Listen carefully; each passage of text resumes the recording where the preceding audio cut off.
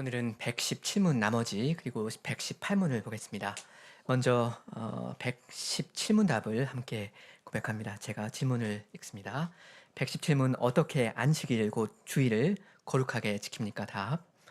우리는 그날 종일을 거룩하게 쉬고 언제든지 악한 그런 일들은 물론이고 다른 날에는 정당한 세상 일과 오락까지도 쉬고 또한 그날 모든 시간을 하나님께 공적으로나 개인적으로 예배 드리는데 사용하는 것을 우리의 즐거움으로 삼음으로써 안식일을 거룩하게 지킵니다. 다만 불가피한 베푸는 일은 행할 수 있습니다. 안식일을 거룩히 지키기 위하여 우리는 마음을 준비하고 세상 일을 해결하고 적절히 처리하여 안식일의 의무를 자유롭고 적정하게 행할 수 있어야 합니다.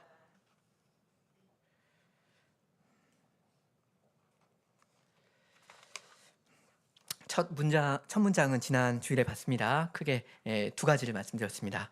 쉼과 즐김이라고 했죠. 먼저 노동자는 그 사장님 혹은 주인을 잘 만나야 한다 했습니다.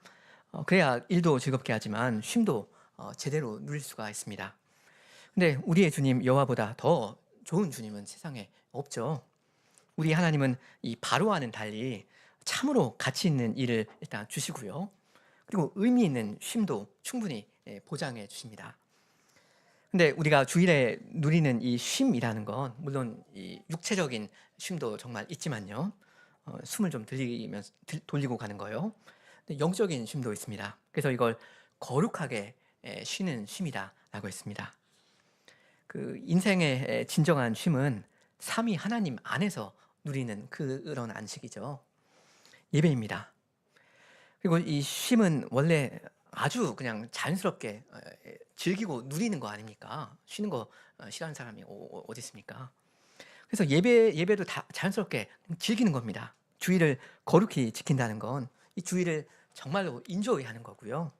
이 주일을 인조이 함으로써 주님을 인조이 하는 겁니다. 그 221쪽 마지막 줄에 다만 불가피한 일과 자비를 베푸는 일은 행할 수 있다 하죠.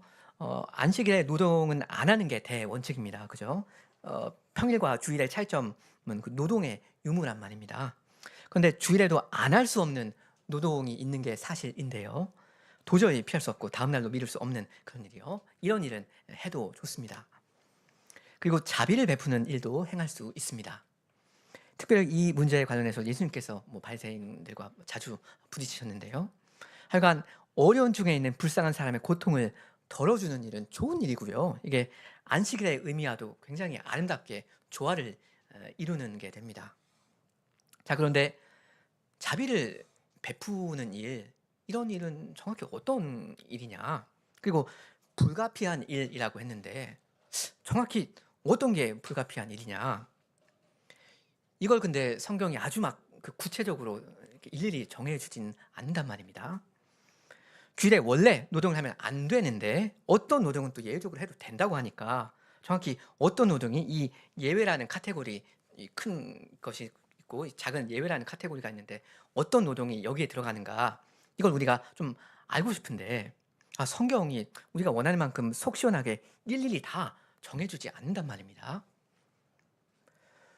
그럼 성경이 명시적으로 이야기 안 하니까 그럼 모든 것이 다 허용된다 이래야 하겠습니까? 이 일도 불가피한 거고 절도 불가피한 거고 세상 모든 일이 불가피하다 이래야 하겠습니까? 그건 당연히 아닙니다. 그렇게 해버리면 이 주일과 평일의 구분이 완전히 사라져 버리잖아요. 그러니까 어느 정도의 구체적인 가이드라인이 필요합니다. 우리가 지금 살고 있는 이 21세기 대한민국 이 공간에서 어떻게 해야 주께서 금하신 그 일을 우리가 피하는 것인가, 이런 고민은 우리가 정말로 함께 해야 하는 것입니다. 여기는 물론 그 의견 차이가 발생할 수밖에 없는데요. 약간 주관적인 면도 없지 않아 있고요. 근데 여러분 원래 하나님 말씀대로 이 주의를 잘 지키는 거 원래 쉬운 일은 아닙니다.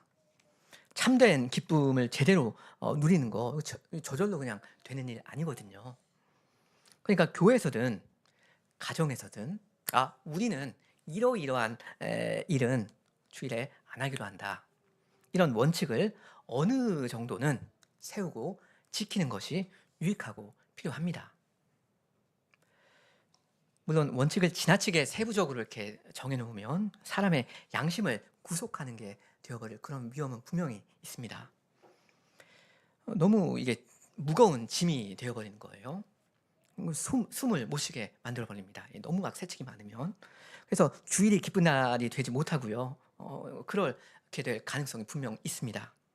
그러니까 양극단이 있는데 결론적으로 말하면 정확히 어떤 행동은 주일에 해도 무방한가 하는 이 질문에 무언가 구체적인 룰이 얼만큼 필요하지만요.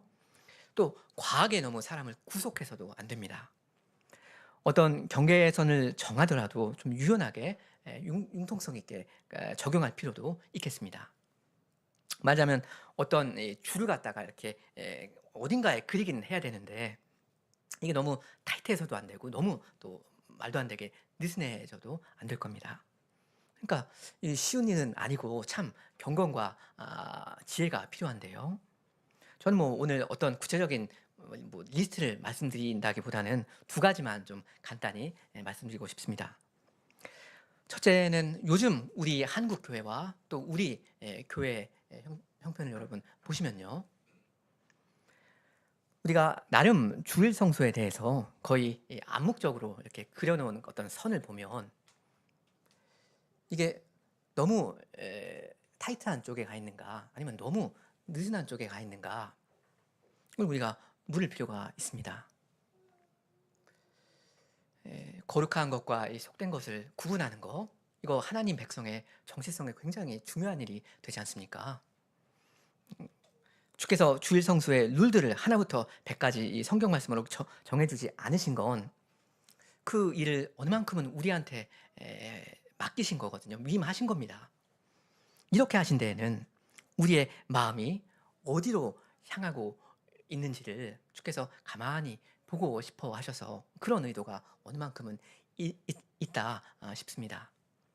그래서 제가 둘째로 말씀드리고 싶은 건 그것도 이 마음의 문제입니다. 내 마음이 어디를 향하고 있는가. 이 세상 일을 금하신 이 거룩한 날 주일에 내 마음이 거룩하신 주님께로 향하는가 아니면 그 세상을 여전히 사모하는가. 내가 주일 하루 종일 뭘 하면서 보내는가 어떤 걸 가장 솔직히 즐기는가 이걸 가만히 보면 내 마음의 상태를 어느 정도 진단할 수 있단 말입니다. 주님은 그 마음을 보십니다. 어떤 외부적인 규칙들이야 뭐 잘 만들어서 지키면 좋고요. 근데 주님은 결국 내 중심을 보십니다. 그리고 기뻐하기도 하시고 슬퍼하기도 하십니다. 그 다음 222쪽 제일 윗줄이요. 안식일을 거룩히 지키기 위하여 우리는 마음을 준비해야 한다 하지 않습니까? 먼저 우리는 주중에 마음을 준비해야 됩니다. 단지 그냥 주일 아침 몇 시 몇 분에 그때까지는 일어나야 된다. 뭐 이런 것도 있겠지만요. 지금 우리의 마음이 주일을 향해야 한다. 그런 이야기입니다. 주일을 향하는 것이고 이 예배당을 말하자면 늘 향하는 것입니다. 사람의 마음이라는 건 방향성이 있거든요. 뭐 얼굴도 방향성이 있지만 마음도 정말 바라보는 게 있는 것 같아요. 이 바라보고 기대하고 삼원 대상이 있단 말입니다. 우리 마음에는. 그 월요일부터 여러분 이 가정에서든 직장에서든 학교에서든 여러분 하실 일, 그 맡은 일을 부지런히 다 하시지 않습니까? 근데 그 여러 가지 일에 어느 정도 보람도 있고 정말 즐거움도 있지만요. 근데 사람은 원래가 쉼을 갈망하게 되어 있거든요. 내가 이렇게 6일 동안 잘 이렇게 일하는 것도 참 좋지만 이게 전부는 아니지 않는가? 우리는 끝없이 노동만 해야 하는 존재인가? 이 노동이 지향하는 바가 있지 않겠는가? 하면서 이 완성의 날, 이 안식의 날을 고대하게 되어 있습니다. 우리의 마음이 주일을 우리가 바라보게 되어 있습니다. 주님은 우리가 그런 패턴으로 매주를 이렇게 살아가게 하셨고요. 그런 방식으로 이 역사가 지향하고 있는 이 완성의 날, 마지막 날에 우리가 도달하게 하셨습니다.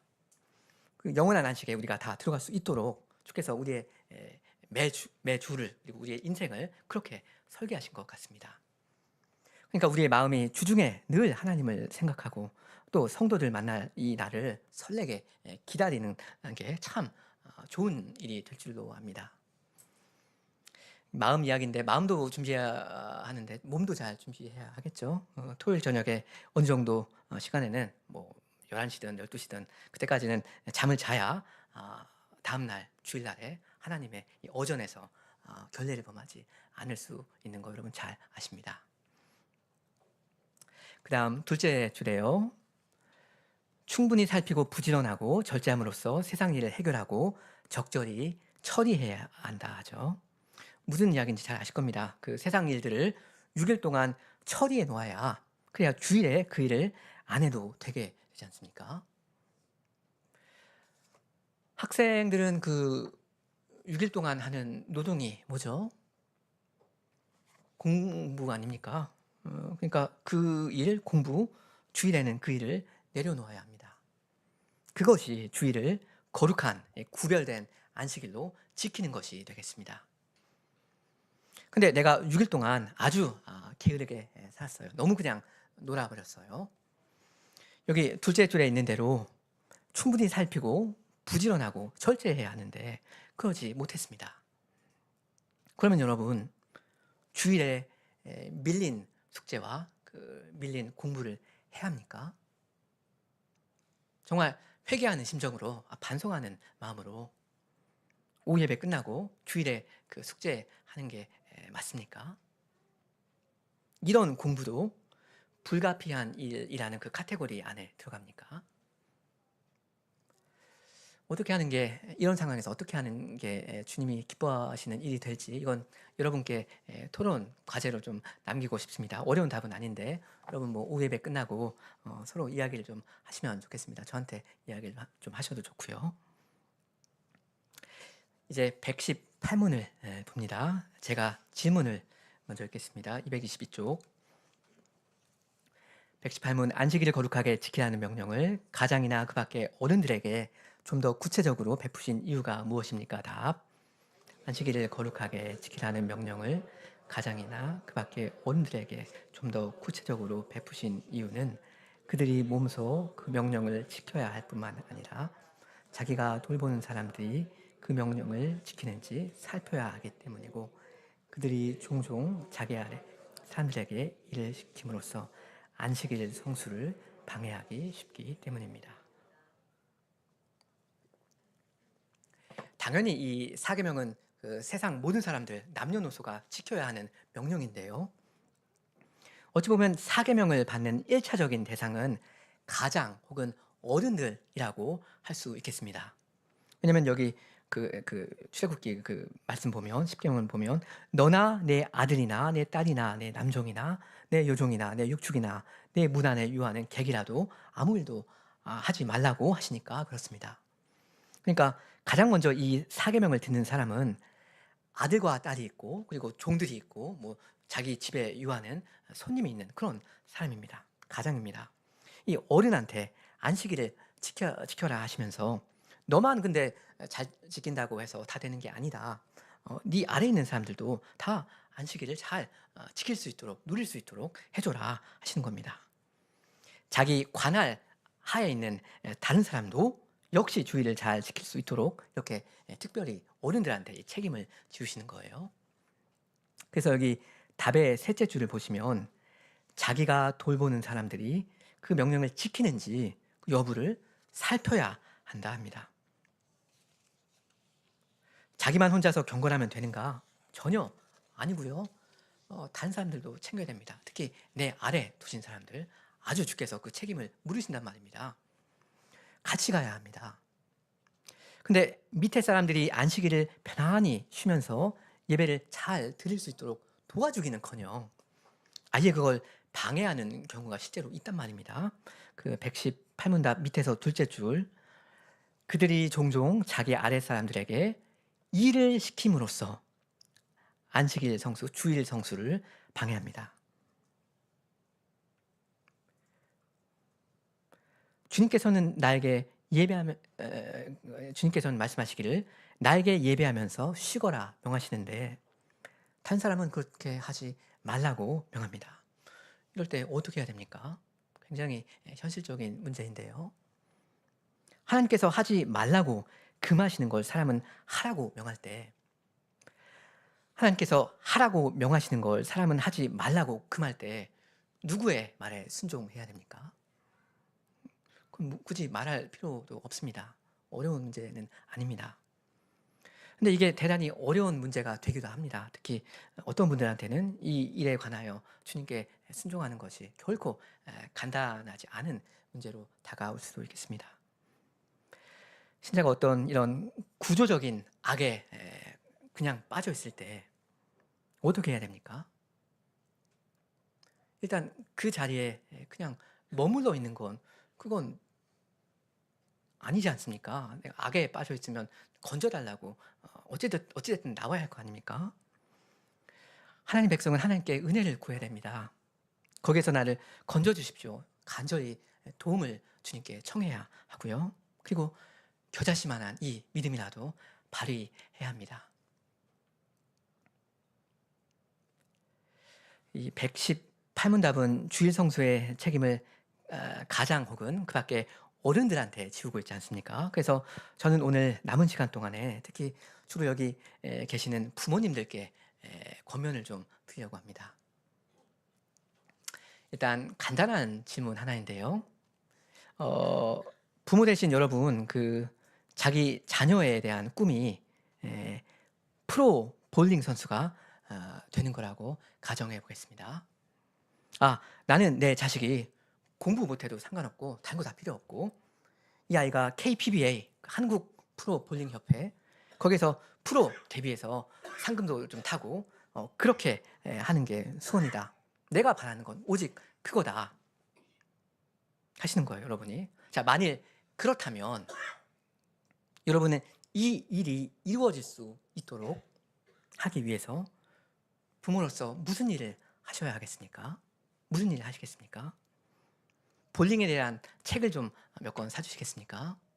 아니면 볼링 테크닉에 대한 뭐 유튜브 비디오를 감상하도록 하시겠습니까? 물론 그것도 도움은 좀 되겠죠. 근데 가장 중요한 건 뭡니까? 당연히 이 애를 볼링장에 데리고 가야 됩니다. 광양 순천에 볼링장이 아주 뭐 많은 것 같지는 않은데요. 하여간 집에서 좀 거리가 있더라도 좀 불편하더라도 어찌됐든 얘를 부지런히 볼링장에 실어 날라야 합니다. 현장에 가야 됩니다. 얼마나 자주 그래야 합니까?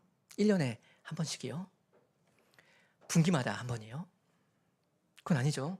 1년에 4번 볼링 친다고 이 사람이 얘가 프로 데뷔할 수 있습니까?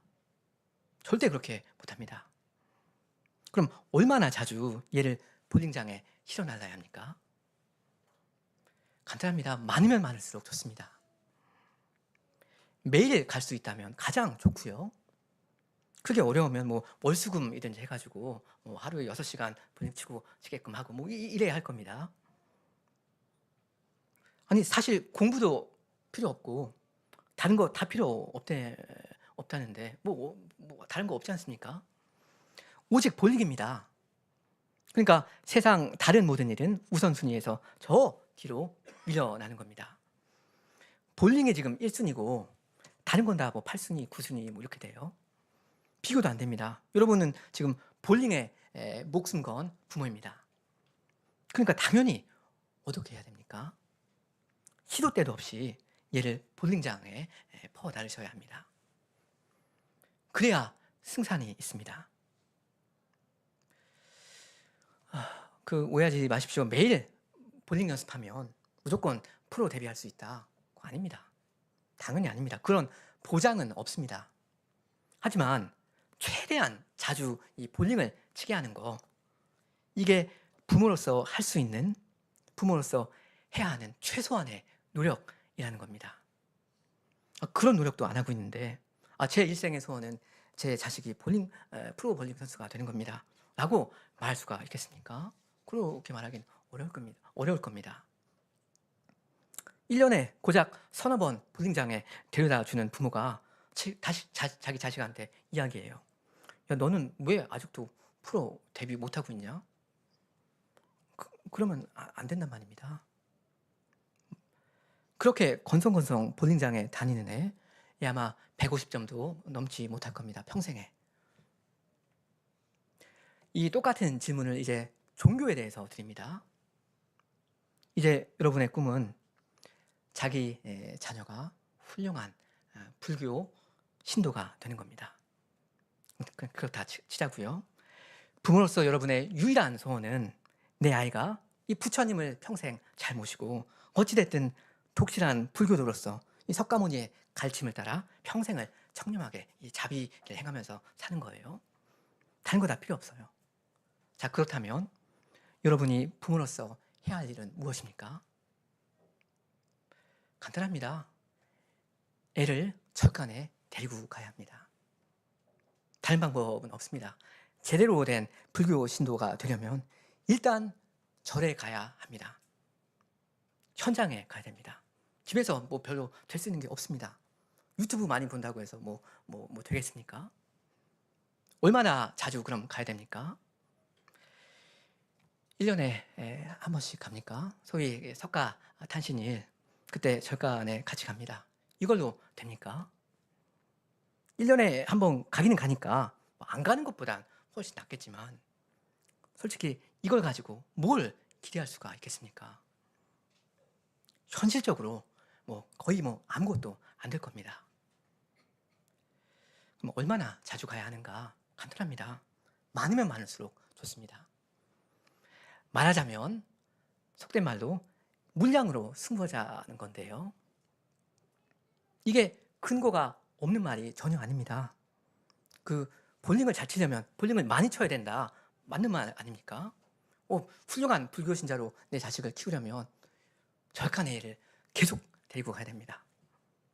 물량으로 일단 승부하는 게 이 종교라는 범주에 전혀 이 말이 안 되는 말이 아니에요. 사람이라는 존재가 이런 존재입니다. 하여튼 얘를 최대한 절에 앉혀놓아야 합니다. 거기서 불경을 외우게 하든 다른 신도들과 밥을 먹고 교제를 하게 놔두던 108번 연부를 하든 무슨 봉사를 하게 하든 일단 사람이 제대로 된 불교도가 되려면 절간에 가 있어야 합니다. 일단 현장에 가 있어야 뭐가 좀 되든지 말든지 하기라도 할 겁니다. 너무나도 사실 당연한 원리입니다. 요즘에 무슨 템플스테이라는 거 있지 않습니까? 1박 2일 체험하듯이 살짝 이렇게 사찰 이렇게 하고 들리고 그러는데 그런 거 가지고 안 됩니다. 그렇게 잠깐 어설프게 찔끔찔끔 뭘 한다고 해서 사람이 불교 신도로 거듭나지 않습니다. 사람이 쉽게 그렇게 바뀌지 않아요. 하루 이틀 가지고 안 됩니다. 좀 말도 안 되는 두 가지 예를 제가 들었습니다. 볼링과 불교. 제가 알기로 근데 여기 계시는 부모님 중에서 자기 자녀가 볼링 선수나 어떤 불교도가 되는 게 꿈인 분은 한 분도 없으실 겁니다. 여러분은 다 하나같이 자기 자녀가 여호와를 경외하고 그리스도를 믿고 성신에 의지하여 교회의 지체로 평생을 살기만을 바라십니다. 다른 거 다 필요 없다. 예배드리면서 살면 좋겠다. 물론 자식이 공부도 잘하는 것도 중요하고 여러 가지 예체능, 취미 활동도 정말 필요가 있지만요. 그런 것들은 사실 우선순위에서 저 밑으로 밀려나는 거 아닙니까? 오직 신앙이 1순위고 다른 것은 7순위, 8순위 이렇게 됩니다. 비교가 안 됩니다. 그렇다면 여러분이 부모로서 할 수 있는 일, 해야 하는 최소한의 일이 무엇입니까? 아이의 손을 잡고 예배당에 나오시는 겁니다. 주께서 은혜를 베푸시는 현장에 오셔야 합니다. 얼마나 자주요? 많이요. 무조건 많이요. 많으면 많을수록 좋습니다. 아니 이렇게 애들이랑 같이 나와봤자 얘가 맨날 졸기만 하고 딴짓만 한다. 이게 뭔 의미가 있냐? 시간 낭비다. 혹시나 이렇게 낙심하실 수가 있겠습니다. 맞습니다. 근데 어찌됐든지 간에 일단은 혼신을 다해서 애를 데리고 오셔야 하는 건 맞습니다. 왜냐하면 여러 가지 이유가 있는데 예배라는 게 사람을 형성하는 게 있거든요. 예배라는 게 정말 사람을 형성하는 힘이 있습니다. 우리의 이 귀한 언약의 자녀들이 얼마나 강소를 이해하는지 전 솔직히 잘 모르겠는데요. 혹시 이 예배당에서 아이들이 어떤 정보를 이렇게 머리로서 습득하는 게 하나도 없다 치더라도요, 몸으로써 느끼는 게 있거든요. 자기도 모르게 자기 안으로 아주 조금씩 스며드는 게 있습니다. 그리고 바로 이런 게 사람을 아주 조금씩 형성하기도 합니다. 사람을 조금씩 눈에는 안 띄지만 변화시켜갑니다. 이 공예배의 그 형식이라는 게 있는 게 사실인데요. 근데 이걸 형식이라고 해서 무시하시면 안 됩니다.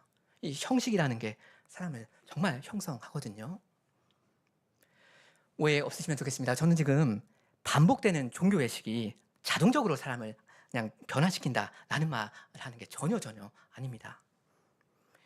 반복되는 이 종교적인 예식 가운데 삼위 하나님께서 임재를 하신다 하는 말입니다. 어찌 보면 너무나 평범하고 밋밋하고 때로는 졸음이 오기도 하는 이 자리에서 주께서 함께 하십니다. 이 자리에 주께서 임재하셔서 아주 조금씩 사람의 마음 가운데 하시는 일이 있습니다. 그리고 주께서 언제 어디서 어떤 특별한 방식으로 사람의 마음을 만지실지 우리는 알 길이 없습니다. 사실 아무런 소득 없이 그냥 졸다가 집에 가는 일도 그런 날도 있지 않습니까? 근데 어느 날 갑자기 예기치 못한 날에 아이가 은혜를 받아요. 그 언제 그렇게 될지 부모로서는 알 수가 없거든요. 그러니 이 자리에 여러분 아이들을 많이 데려오시는 게 좋습니까? 아니면 조금 데려오는 게 좋습니까?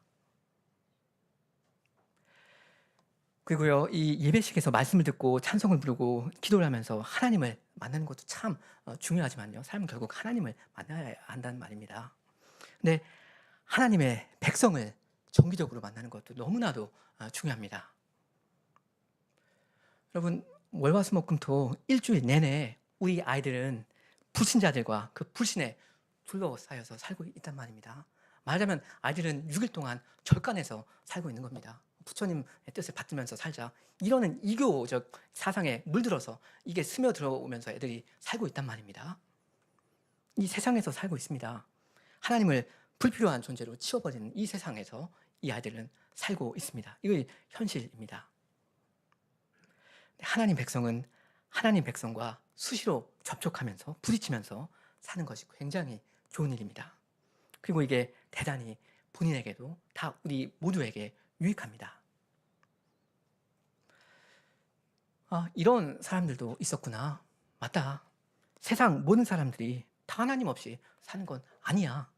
하나님 없이는 살 수 없다는 백성이 바로 여기에 모여 있잖아. 내가 사실 월요일, 화요일 이렇게 깜빡하고 있었지만 주님께 늘 접촉하고 주님을 찬송하고 주님을 예배하는 백성이 실제로 여기 있어. 성도들이 여기 있어.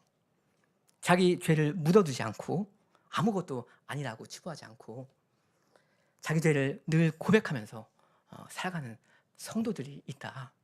이런 생각을 우리가 서로를 만날 때마다, 성도들을 만날 때마다 하게 됩니다. 이게 정상이구나. 나는 여기 이 언약 공동체에서 평생을 살고 싶다. 그래도 나는 이 배를 타고 인생길을 가겠다. 이런 생각은 하나님의 거룩한 백성이 모여있는 그 회중 가운데 여기에서만 가질 수 있는 걸 겁니다. 교회 지체로서의 나를 발견하려면 일단 내가 교회에 접촉하고 있어야 합니다. 무인도에 있는 사람이 이런 각성을 하기는 굉장히 어려울 겁니다. 여러분, 예전에 코로나 때 뭐 격주로 주일 예배, 현장 예배 드리시고 뭐 그러셨습니까? 그럴 때 그때 여러분의 자기의 그 영적 상태가 어땠습니까? 혹시 기억나십니까? 굉장히 메말라 있고 피폐하고 그러지 않았습니까? 유튜브로 하면 된다? 그렇습니까? 우리가 주일에 한 자리에 모여서 하나님을 예배하고 성도들과 교통하고 그 다음에 월요일이 되고 화요일이 됩니다. 시간이 지나면 지날수록 우리 신자는 사실 힘이 빠지게 됩니다. 힘이 들어요. 그냥 세상 가운데 사는 게 힘들고 굉장히 외로워요. 근데 하나님을 예배하고 반가운 성도들을 또 만나고 하면 다시 또 힘을 얻고 용기를 얻고 하거든요. 주께서 괜히 정기적인 집회를 명하신 것이 아닙니다. 모이기를 피하는 어떤 사람들의 습관을 괜히 정죄하신 게 아닙니다. 그래서 저는 부모 되시는 성도 여러분께 저는 좀 권하고 싶습니다. 할 수 있으면 가능하다면 수요 기도에도 아이들을 데리고 나오시라고요. 아시다시피 이 주일 오전 오후 예배는 사계명으로 주어지는 계명, 명령이어서 반드시 참여해야 하는데요. 기도에는 그렇지 않습니다. 기도에는 회중의 경건과 유익을 위해서 주중에 우리가 하루를 적당히 정해서 그냥 그렇게 모이는 겁니다. 말씀 읽고 말씀 같이 생각하고 찬송하고 기도하고. 기도에는 회중의 유익을 위한 것입니다. 그러니까 우리 언약의 자녀의 유익을 위해서 가능하면 나오십사 하는 겁니다. 사실 아기 때부터 아무것도 모를 때, 못 모를 때 무작정 야, 가자 하면서 나오는 게 가장 좋지만요. 조금 혹시는 타이밍을 놓쳤을 때라도 지금이라도 시작할 수 있겠습니다. 여러분, 만일 여러분 아이가 볼링 선수가 되는 게 꿈이시라면 볼링장에 시도 때도 없이 얘를 데려다 주셔야 하고요. 만약 아이가 신실한 불교도로 거듭나는 게 소원이시라면 수시로 절간을 같이 들락날락 하셔야 할 겁니다. 당연히 그렇게 하는 겁니다. 근데 교회 집회도 마찬가지입니다. 일단은 현장에 가서 몸으로 부딪혀야 합니다. 그 횟수는 좌우지간 많으면 많을수록 좋습니다. 사실 이 쓰나미 같은 이 세상의 그 물결에 비교하면 일주일에 2번도 충분하다고 말하기는 좀 어렵단 말입니다. 사실 이 물량, 이 수적으로 비교하면 우리는 압도적으로 열세입니다. 전혀 유리하지 않습니다. 콩나물 이렇게 물 계속 주는 거 있지 않습니까? 다 빠져나가면서도 얘는 자라가는데 신기하게도 그 일주일에 한 번 하는 게 물 주는 게 더 좋은지 아니면 일주일에 2번 주는 게 더 좋은지 생각하면 좋겠습니다. 그 월화수목금 또 시간이 지나면서 이 콩나물이 말라버리거든요. 어찌됐든 아이가 하나님의 말씀을 자주 듣게 해서 뭐라도 조금씩 배우는 게 있는지 없는지 모르겠는데 하여간 배울 수 있도록 기회를 주시면 좋겠습니다. 하나님께서 말씀 사역자를 통해서 이 아이의 마음에 간혹 말씀을 하시거든요. 진짜로. 그런 기회를 주님께 드리시면 좋겠습니다. 만사를 제쳐두고 이 일이 중요하다 하시면 좋겠습니다. 내 아이에게서 내가 진심으로 바라는 게 무엇인가? 이걸 진지하게 한번 고민해 보시기를 권합니다. 물론 가정마다 형편이 다 다르시고요. 그래서 제가 이걸 강요하거나 뭐 이렇게 할 수 있는 건 아닙니다. 여러분 그 주일 오전 오후 예배는 잘 너무나 성실하게 아이들과 함께 부지런히 잘 참석하고 계시고요. 근데 뭐 하루아침에 아이가 변할 거라는 기대는 없으시지 않습니까? 그런 기대를 과하게 갖는 것은 썩 좋지 않은 것 같습니다. 비현실적이고요. 일단 가능한 만큼 아이들이 주일날 교회당에서 즐거운 하루를 보낼 수 있도록 부모로서 해줄 수 있는 걸 다 해주시면 좋겠다 싶습니다. 주일은 즐겨야 하는 날이지 않습니까? 특히 어린 아이들한테 너무 많은 걸 엄격하게 요구하면 좋은 의도지만 역효과가 날 위험이 더 큽니다. 주일을 싫어하게 되고 주님을 싫어하게 됩니다. 예배당이 세상에서 가장 답답한 공간이 되어버리죠. 뛰쳐나갈 궁리만 하게 됩니다. 그러면 안 됩니다. 공예배는 최대한 단정히 드릴 수 있도록 우리가 나이에 맞게끔 수준에 맞게끔 이렇게 지도를 할 필요가 있겠고요. 그 외의 시간은 좀 놀도록 풀어주는 것도 필요한 줄로 압니다. 잔디밭에서 이 볼을 좀 차게 하든 뭐가 되었든지 간에 아이들이 교회당에서 성도들과 즐겁게 교제할 수 있는 환경을 우리 어른들은 만들어 줘야 합니다. 아이들이 성도들이거든요. 이 아이들 거룩합니다. 아이들끼리 이 성도들끼리 놀게 하는 거 좋은 일입니다. 사람은 자기가 싫어하는 건 안 하게 되어 있죠. 결국엔 안 합니다.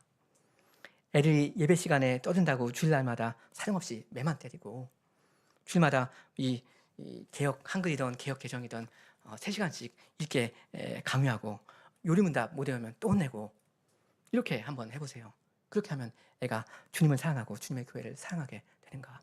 그러지 않을 겁니다. 아마도 반대 방향으로 아마 주랭랑을 치게 될 겁니다. 여러분 잘 아시는 것처럼 아이들이 주님을 사랑하고 주님의 교회를 사랑하게 하는 거 부모로서 사람으로서 할 수 있는 일 절대 아닙니다.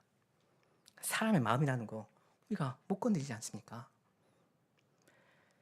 근데 우리 언약의 자손들이 이 주일을 즐기게 하고 예배당에 오는 걸 즐거워하게 할 만한 그럴 만한 환경을 우리 어른들이 어느 정도 신경을 써서 만들어줄 수는 있겠습니다. 일단 부모가 주일을 어느 날보다 정말 즐거워하는 그 모습을 모범으로서 자연스럽게 그냥 보여주시면 되고요. 함께 아이들과 함께 그 날을 즐기시면 좋겠습니다.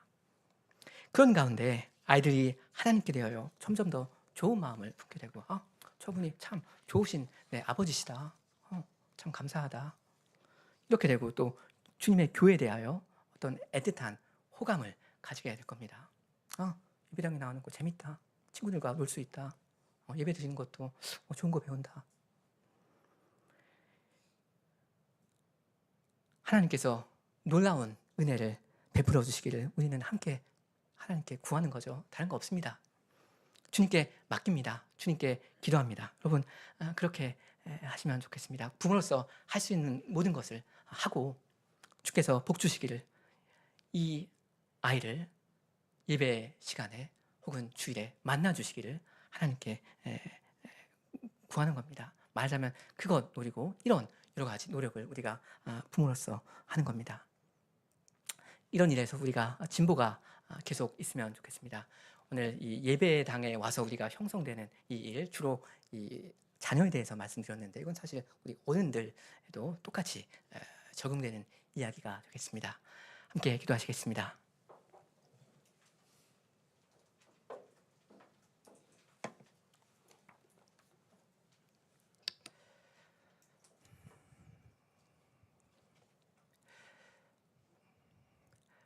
주님께서 말씀과 성신으로 주님의 백성을 한 곳으로 불러 모아주시오니 감사합니다.